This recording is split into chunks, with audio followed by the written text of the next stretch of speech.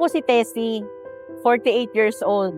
Nagtitinda po ako ng mga kakanin dito sa Talipapa malapit sa amin. Araw-araw, maaga akong gumigising para ihanda at ilako ang aking mga paninda. Tinitiis ko yung init na kakahilo.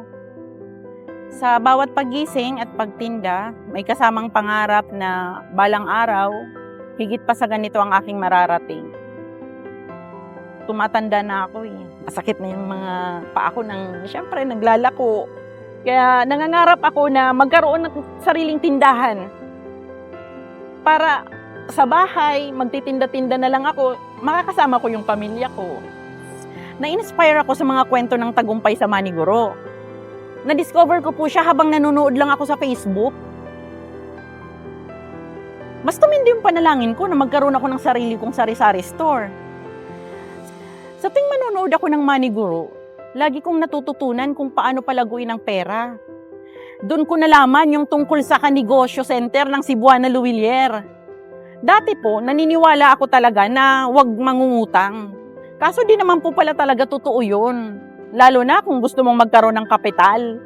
Naparealize po sa akin na pwede naman pala ako mag-business loan. Kumpara sa mga 5-6 at sa mga loan shark kung tawagin, mas secure siya kumbaga.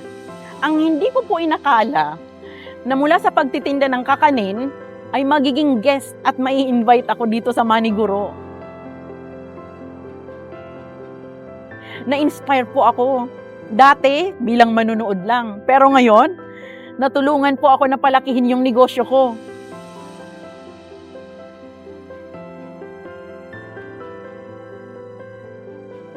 Meron na akong certified kanegosyo center and Maniguro na sari-sari store.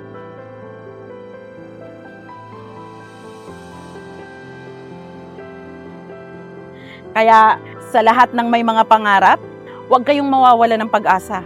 Ako po si Tessie, isang Maniguro viewer na na-inspire na magkaroon ng sarili kong negosyo. Omsim na omsim!